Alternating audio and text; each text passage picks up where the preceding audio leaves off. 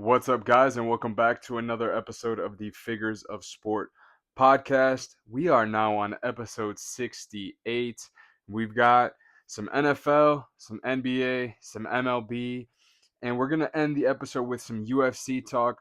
I know I mentioned a couple weeks ago with UFC 318 that UFC 319 is here in Chicago, so I'm super excited to talk about that. We're going to get into some predictions for the main card fights. And we may have some surprises in there. So, really excited to get to that. But first thing, guys, if you haven't already, please go ahead and make sure while you're here watching this video, you subscribe to the channel, you like the video, and you share it with your friends. Any support means the world to us here at the Figures of Sport podcast. So we really appreciate you guys. But first things first, guys, let's jump straight into it. We're going to talk about the NFL. Last week, when we posted the episode, we actually, as we recorded the episode, some news came out that Kyren Williams, the running back for the Los Angeles Rams, signed a 3-year, $33 million extension with the organization. So we talked about him kind of holding in, I guess. He just wanted to get a contract, but he did say he was going to perform whether or not he got one or not. But he did get rewarded with a 3-year, $33 million extension. I think it's a great signing for the Rams. Kyren has been their workhorse over the last couple of seasons. And, I know they have some running backs in that room that they drafted and other guys that they've had over the last, couple of seasons. But I think that they are still going to rely upon Kyren Williams being their workhorse going into the next, this upcoming season. So shout out to the Rams for getting that deal done. The next thing, we didn't really discuss it, but Rashawn Slater, the Chargers star left tackle, he signed a 4-year, $114 million extension with the organization, but he actually just suffered a season-ending patellar tendon tear. Yeah, I mean, absolutely brutal. Major loss for the Chargers offensive line. He's one of the best left tackles in all of football, and for him to now uh, miss this entire season due to that injury, it's going to be a tough blow. And they had a great season last year, so them being without him, he's a huge part of their success on the offensive line. So it's going to be tough to see how they are able to kind of fill that hole on the offensive line. Wishing a speedy recovery to Rashawn Slater. You never want to see those injuries happen, especially in training camp. It's tough. I know it's a part of the game, but it's always tough to see guys go down like that, especially before the season even starts. So prayers up for a speedy recovery for you, Rashawn Slater. Next thing we're going to talk about is James Cook. He continues his holdout. He dressed for the Buffalo Bills preseason game, participated in the pregame workouts, but then he skipped the actual game. And I think that they will eventually get a deal done. I think he's looking in the $15-16 million range, per year range. It's just tough because I know over the last couple of seasons the Buffalo Bills have kind of been in cap hell. So it's going to be interesting to see if they are able to keep their running back, and try to avoid being in that similar financial predicament again. So that we're going to keep an eye on that. I do anticipate, like I said, them getting a deal done probably closer to when the season starts. But it'll be interesting to see what that final number is if they are able to come to an agreement.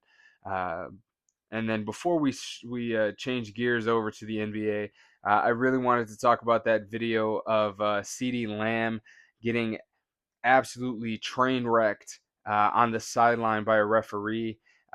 Get that guy a contract. Man, CeeDee Lamb definitely took a huge shot.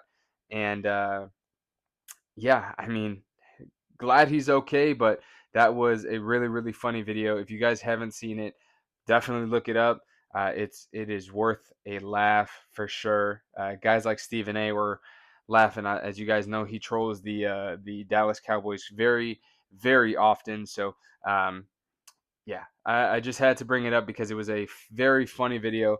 Like I said, if you guys haven't watched it, make sure you guys are able to go check that out after you watch this video. Maybe 10, 15 seconds, but it'll be worth a laugh, especially if you are not a fan of the Dallas Cowboys. You may enjoy watching that a little bit more. But we are going to transition now to the NBA. We've got a few things to talk about with the NBA. First things first, another contract extension that we were notified of as we were recording episode 67 of the podcast. De'Aaron Fox signed a 4-year, $229 million extension with the San Antonio Spurs. And, I saw that there was a lot of mixed reactions to the extension. And I'm going to pull up some stats for, for the people that are questioning why the San Antonio Spurs did this deal, and I think it's pretty obvious. But obviously, last year he was a member of the Kings and then traded. Halfway through the season. But I think a huge thing is that yes, he only averaged 19.7 points and 6.8 assists with the Spurs in what was it, 17 games, right? I think we are going to see those numbers go back up to what he's usually accustomed to getting. I mean, De'Aaron Fox. In the last few years in Sacramento alone, going back all the way to 2021, he's averaged 25.2 points, 23.2 points, 25 flat, 26.6, 25 flat. I think we are going to see a guy who is going to average 22 plus points per game with the San Antonio Spurs and 5 or 6 assists alongside a Victor Wembanyama and a Stephon Castle who won Rookie of the Year. You got to remember too, for the duration of the time that while he was in San Antonio, De'Aaron Fox, he was playing alongside Chris Paul, who is a guy who is going to have the ball in his hands a lot because of the fact that he is a pass-first point guard. He's orchestrating the offense. So maybe De'Aaron Fox didn't touch the ball as much as maybe we're going to see going forward. And on top of that, getting other guys involved, I think Fox is going to be that guy for them. And also, yes, I understand people were questioning the dollar amount at $229 million, but De'Aaron Fox is a guy, like I said, who's going to average 25 points a game, 5 or 6 assists alongside Victor Wembanyama. And the other thing is how many people are actually going to elect to go to San Antonio in free agency. And it's no disrespect to the organization. Obviously, they're in a transition period now where they're not going to have Greg Popovich as the head coach. But no one is flat out choosing to go to San Antonio. A lot of times these stars are drafted and then they blossom into a star in the NBA, or they are traded for, similar to how they drafted a DeJounte Murray, or some of the Spurs legends, Tim Duncan and Tony Parker and Manu Ginobili. Like, those guys were drafted and were able to develop into stars, right? Same thing with Kawhi Leonard, drafted by Indiana, traded to the Pacers after the draft. And I think we are going to see that this is going to be a good fit. They're going to finally have a full season together between Wembanyama and De'Aaron Fox. So I think it's going to be, we're going to see those numbers improve for sure. And then on top of that, he is one of the best point guards in the league. So I don't think that it really should be an issue as to the Spurs kind of locking up their future. And also, too, I think going forward, right, you have a 4-year extension on this. De'Aaron Fox is only 27 years old. By the time he's in the last year of this contract, he'll be 30, 31 years old. And, you are going to be able to potentially trade that contract depending on the growth of a Dylan Harper or a Stephon Castle, and who knows how the team can look in a few seasons from now. So that can be a tradable contract in the future for them. So I really don't think of it as that bad of a deal at all.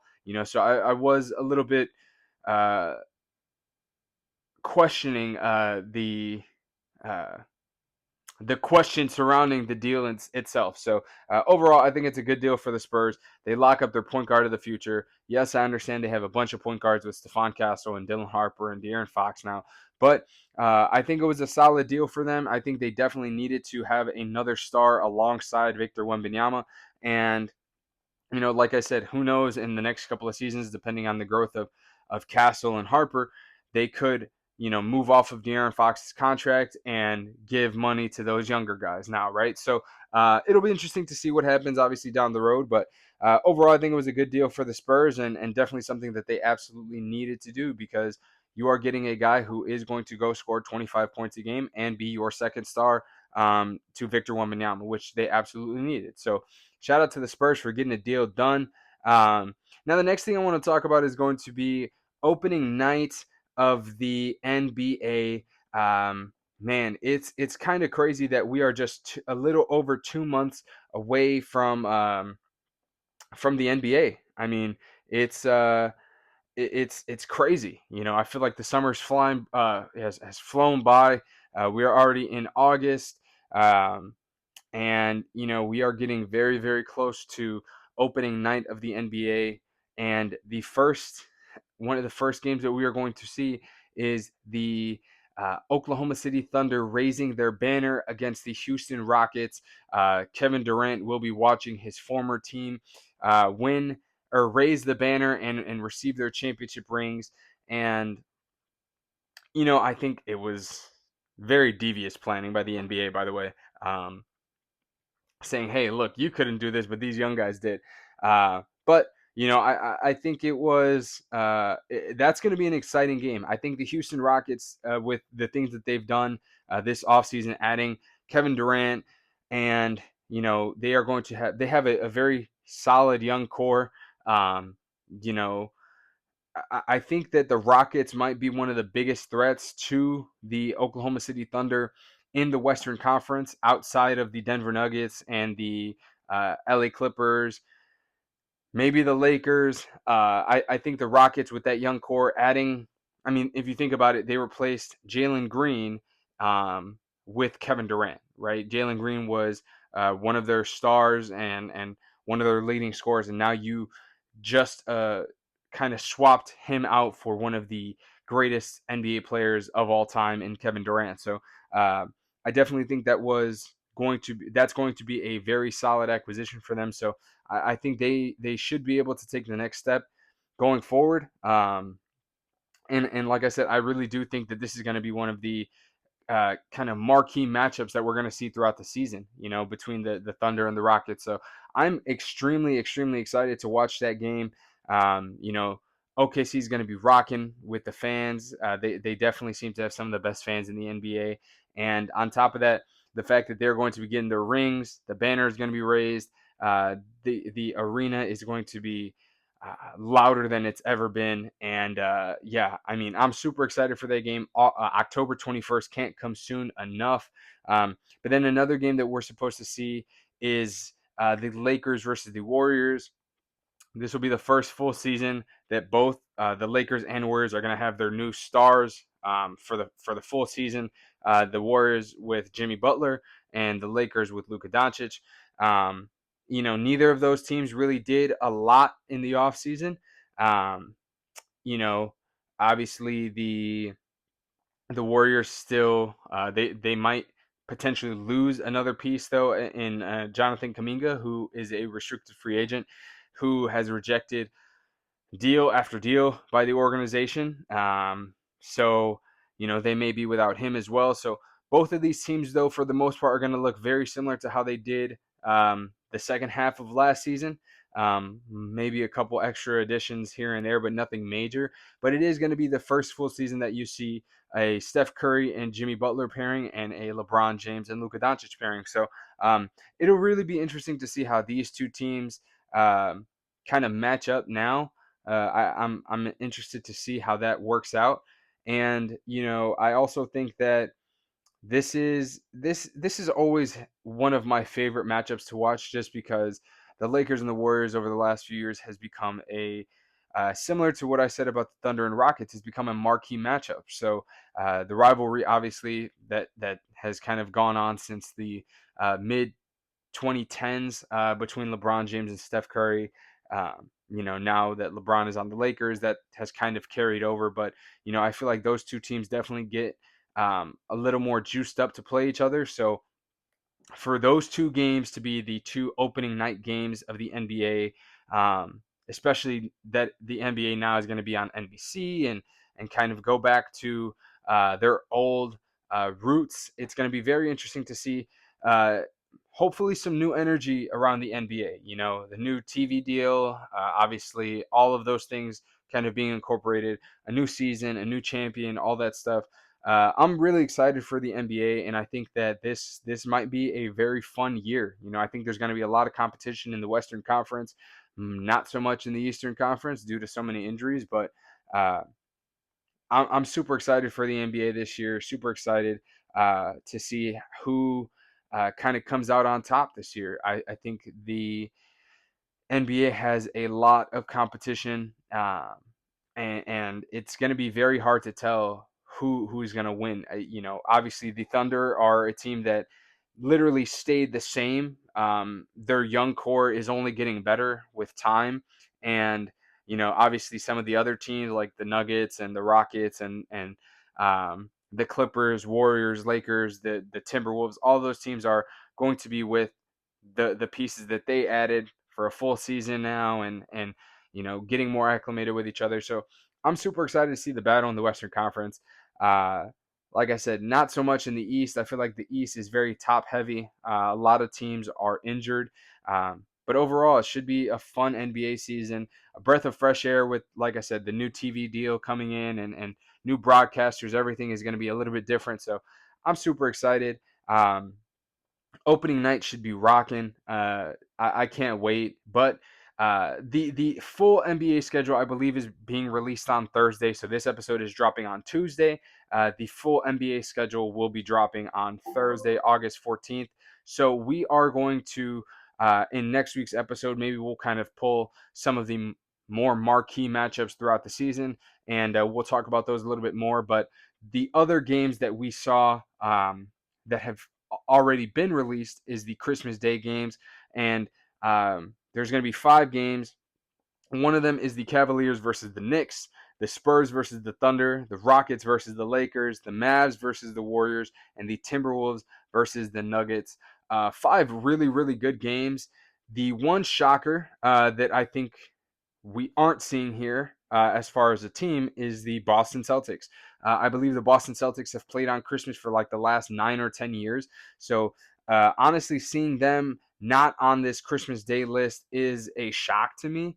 Uh, but I guess I can understand it, being that they are not going to have, some of the star players that they did a season ago. Drew Holiday, Kristaps Porzingis, Jason Tatum, all going to be out with either from a trade or injury. So uh, I guess it makes sense, but it does feel a bit weird just not seeing the Boston Celtics on this Christmas Day schedule. But I think here, the game I'm obviously most excited for, the Timberwolves and Nuggets. I think that goes back the last couple of seasons with just the rivalry between them kind of, the Nuggets having the opportunity to win in Game 7 and being up so big, and then the Timberwolves coming back, and then in that Western Conference semifinals a couple of seasons ago.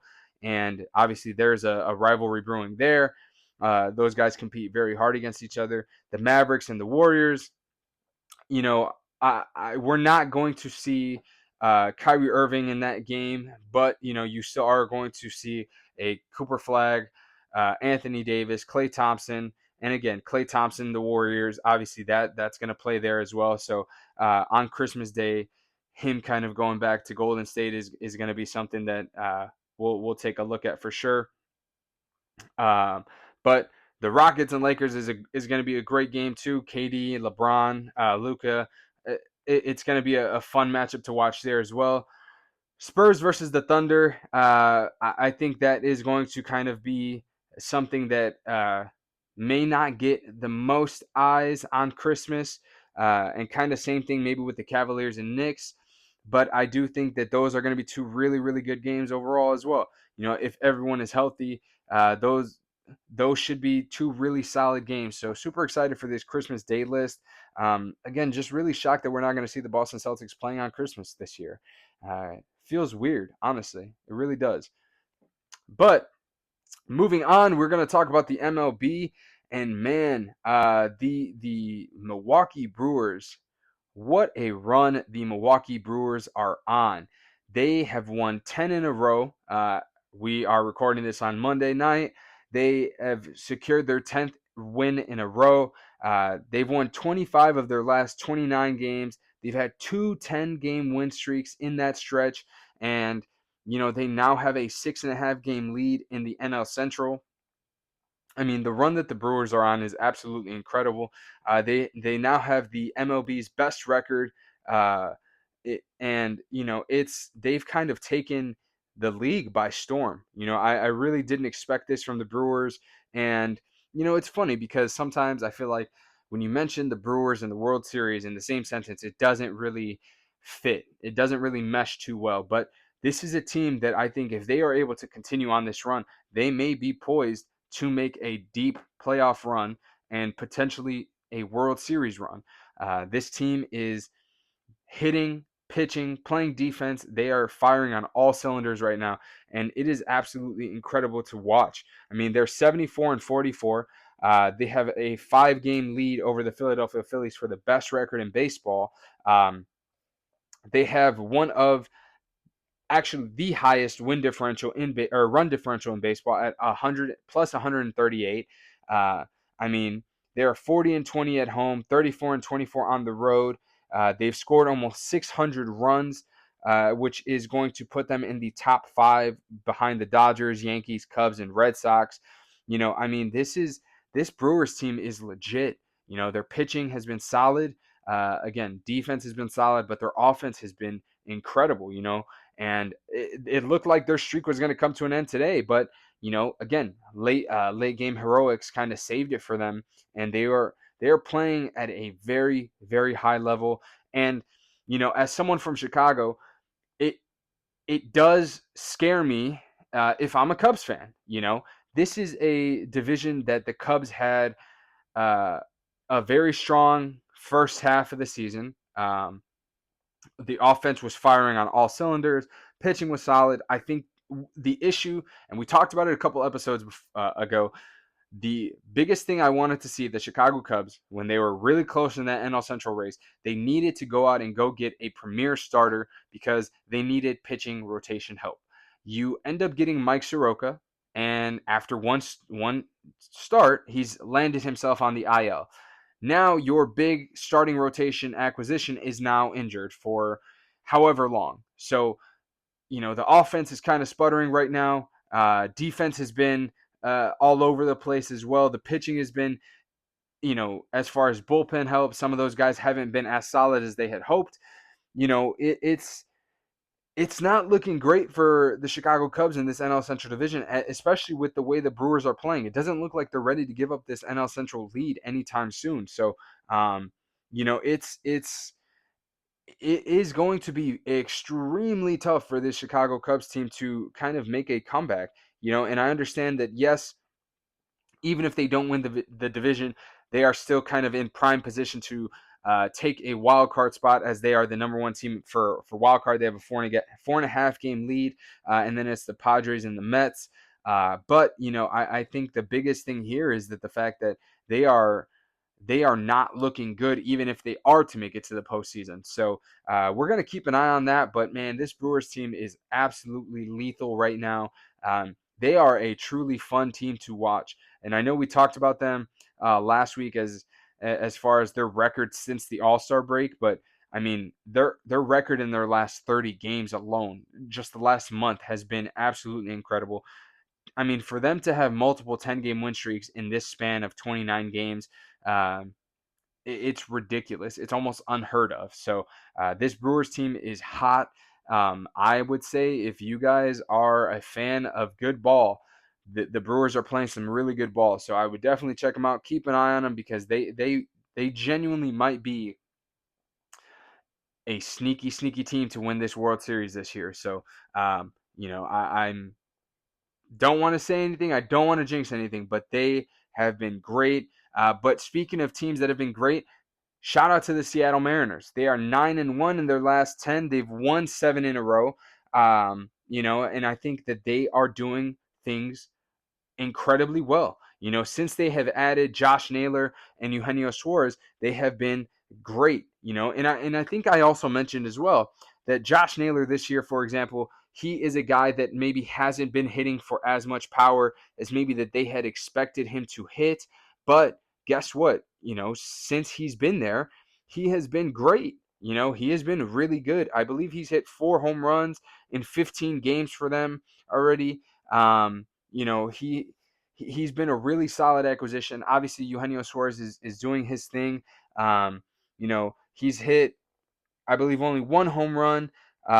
He's struggling a little bit right now with a 105 average in the 10 games that he's played for them since being traded. But again, I think you can cover up that with the rest of the team's success. They've been so good. Their bullpen is great. Their pitching staff is great.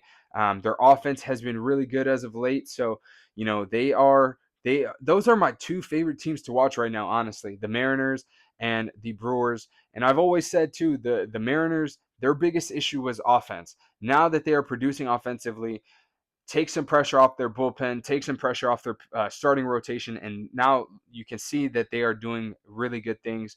But also, I mean, we got to talk about the Boston Red Sox. They've been really solid as well. I know right now they're on a 3-game losing streak, but I mean, honestly, they have been a really solid team over the last few weeks in general. They are currently locked into the second wild card spot. The Cleveland Guardians are pretty close, and the New York Yankees have continued to fall. So if the Boston Red Sox are able to kind of keep things up and really kind of get things going again, I really like that team to perform too. But speaking of the Boston Red Sox, we got to talk about some other news that just came out within the last few days. They were able to lock up Roman Anthony. The Roman Empire will be in Boston for the next 8 years. He signed a $130 million 8-year contract, has a $30 million club option in 2034. So he will be with the organization for the foreseeable future. I think it was a great deal. Roman Anthony has been solid for them.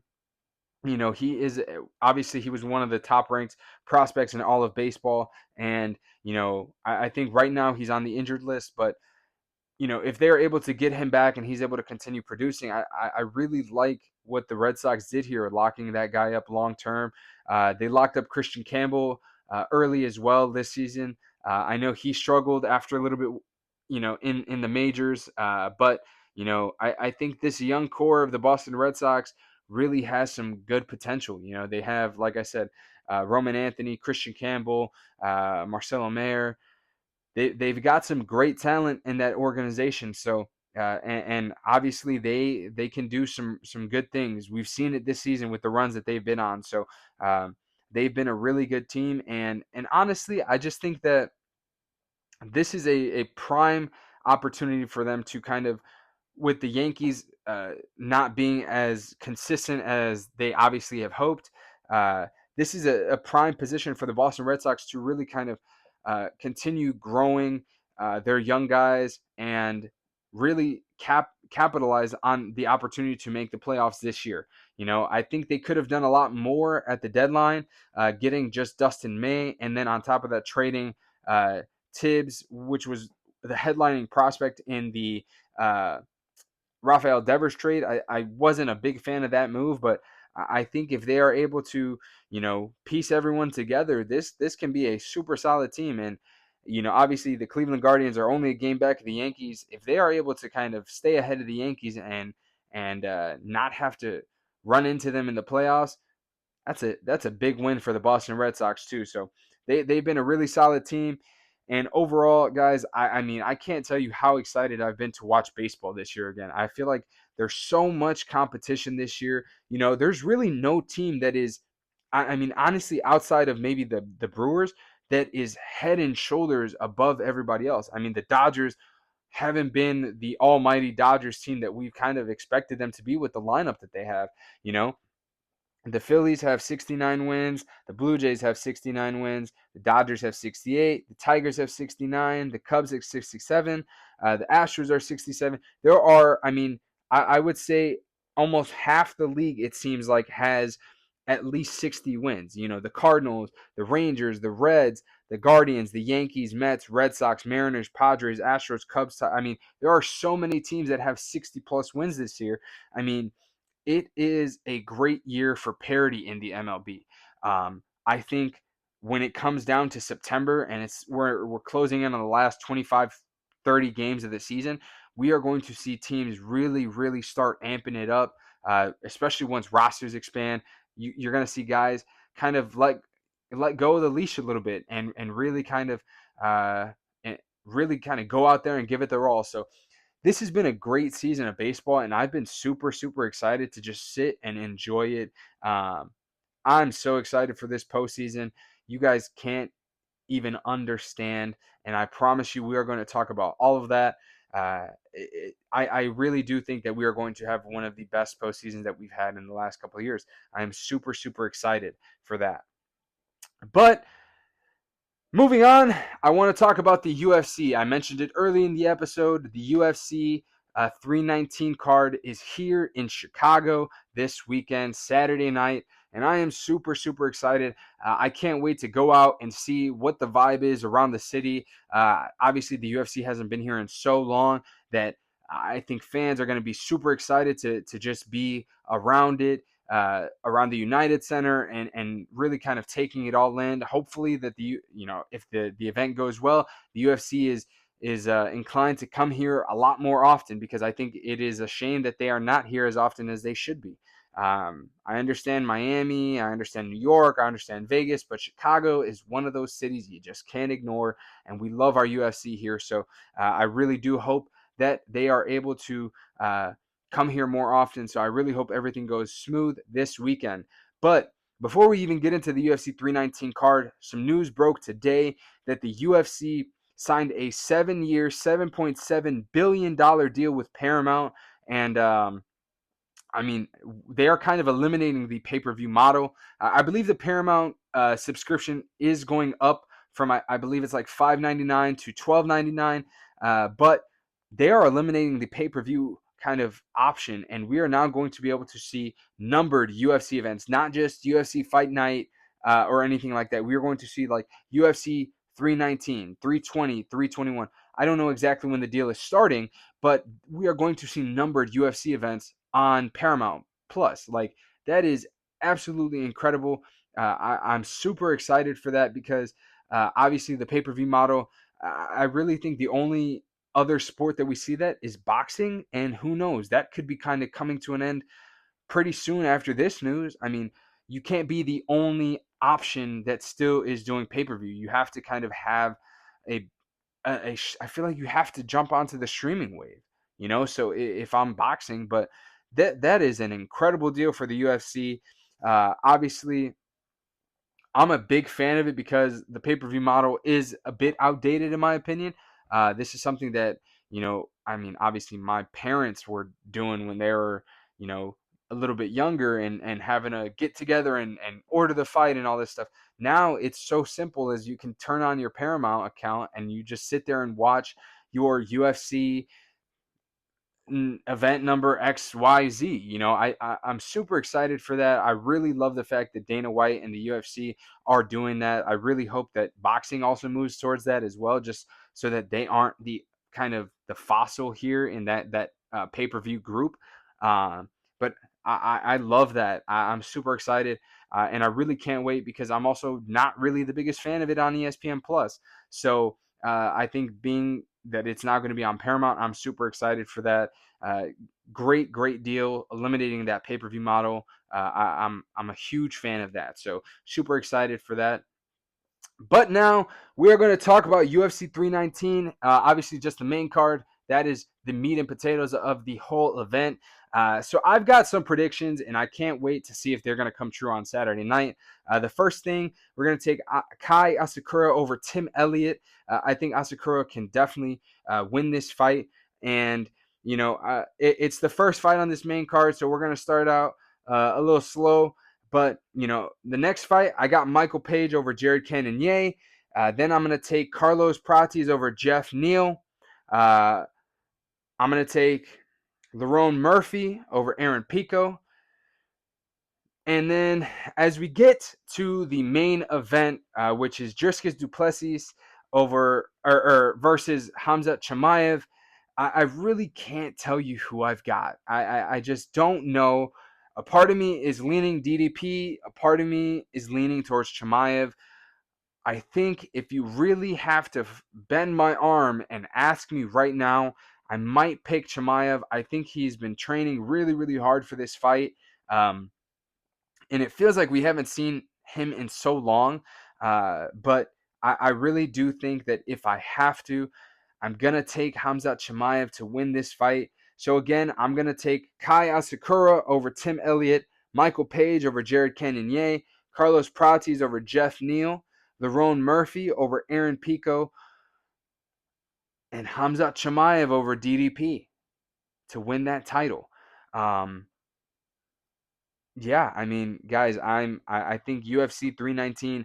I'm super excited, and obviously, when the episode or when the fight happens on Saturday night, and then this episode, the following episode will air on Tuesday. We are obviously going to talk about that, and we are going to really kind of dig into that, and we're going to talk about the vibes around the city and everything like that. I am super excited for that you know. But I mean, when we're talking about this main event fight, though, we got two guys in the middleweight division, and the fact that it's a title fight, like I said, I genuinely don't remember the last time we saw Chimaev, and I'm actually pulling that up right now. But it feels like the last time we saw Chimaev was honestly, yeah, I mean, it's been almost a year. UFC 308, and DDP. The last time we saw DDP was February of this year against Sean Strickland at UFC 312. So it's been a little while since we've seen Hamzat Chimaev. But again, I really do think that in this fight, for some reason, I'm just leaning towards Chimaev, and I hope I'm right, but man, guys, I think it's going to be a great card. I'm super excited. I think this being the title fight and it being in Chicago, I couldn't be more excited for us to host an event that seems to be so exciting. So, really hope that you guys are able to uh, enjoy this episode. I've had a lot of fun talking to this episode. We're going to have a lot more on Tuesday as we talk about UFC 319 and everything else that's been going on around sports, the NFL, NBA, MLB, all that good stuff. We're going to talk more about that next week on episode 69. But before we even get to that, I want to thank you guys for watching so much. Really appreciate it. And don't forget, if you guys haven't already, subscribe to the channel, like the video, and share this with your friends. It means the world to us here. And I really hope that you guys are able to enjoy these episodes. I have a lot of fun making them for you, and I hope that you guys have a lot of fun listening and hearing out what I have to say. So thank you guys again for watching, and we will catch you on the next one.